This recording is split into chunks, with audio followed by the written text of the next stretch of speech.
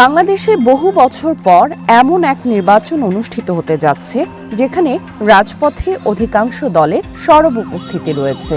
শেখ হাসিনার আমলে নির্বাচনের সময় বিরোধীদের উপস্থিতি ছিল নগণ্য। হয় তারা ভোট বর্জন করত, নয়তো শীর্ষ নেতাদের গণগ্রেপ্তারে কোণঠাসা হয়ে থাকত। আর তাই এবারের ভোটকে ২০০৮ সালের পর প্রথম প্রতিযোগিতামূলক নির্বাচন হিসেবে দেখছেন ২৪-এর গণ অভ্যুত্থানে সক্রিয় ভূমিকা রাখা তরুণদের অনেকে। সোমবার প্রকাশিত বার্তা সংস্থা রয়টার্সের এক প্রতিবেদনে উঠে এসেছে এসব কথা। রয়টার্স বলছে, এবারের নির্বাচনে বাংলাদেশ জাতীয়তাবাদী দল বিএনপি জয়ী হতে পারে বলে ধারণা করা হচ্ছে। তবে ইসলামপন্থী দল জামায়াতে ইসলামীর নেতৃত্বে জোট তাদের শক্ত প্রতিদ্বন্দ্বিতার মুখে ফেলেছে বলেও মনে করছে গণমাধ্যমটি। আর তাদের সাথে জোট বেঁধেছে অভ্যুত্থানের নেতৃত্ব দেয়া তরুণদের দল এনসিপি। ভবিষ্যৎ হোক নিরাপদ, বিনিয়োগ হোক বিশ্বস্ত, আর আমার পছন্দ সল্ট বে। ওয়েলকাম টু সল্ট বে। বিশ্লেষকদের বরাতে রয়টার্স বলছে, বাংলাদেশের স্থিতিশীলতা ফেরাতে ১২ ফেব্রুয়ারির নির্বাচনে একটি সুনির্দিষ্ট ফলাফল জরুরি। শেখ হাসিনার পতনের পর টানা কয়েক মাসের অস্থিরতায় পোশাক খাত সহ বড় শিল্প খাতগুলো ক্ষতিগ্রস্ত হয়েছে। এছাড়া এই ভোটের ফলাফলের ওপর এই অঞ্চলে চীন ও ভারতের প্রভাব বিস্তারের সমীকরণও নির্ভর করছে।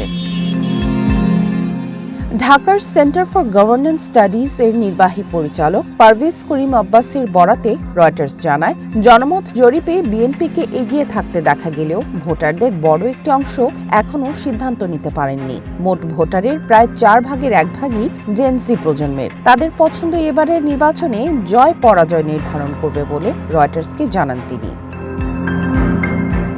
বিশ্লেষকরা বলছেন, এই নির্বাচনের ফলাফল নির্ধারণ করে দেবে আগামী বছরগুলোতে বাংলাদেশে চায়না ও ভারতের ভূমিকা কি হবে। ভারতপন্থী শেখ হাসিনার বিদায়ে বাংলাদেশে চায়নার প্রভাব বাড়ানোর সুযোগ তৈরি হয়েছে। রয়টার্স বলছে, বিএনপি ভারতের সাথে তুলনামূলক ভারসাম্য বজায় রেখে চলবে বলে মনে করা হলেও জামায়াত পাকিস্তান বা অন্যান্য মুসলিম প্রধান দেশের দিকে বেশি ঝুঁকতে পারে। জামায়াতের সাথে জোট করা জেনজিদের দল এনসিপিও দিল্লির আধিপত্যের বিরোধিতা করেছে এবং সম্প্রতি চায়নার কূটনীতিকদের সাথে বৈঠক করেছে বলেও জানায় বার্তা সংস্থাটি। এবারের নির্বাচনে ভোটারদের প্রধান উদ্বেগ দুর্নীতি বলে উঠে এসেছে রয়টার্সের প্রতিবেদনে।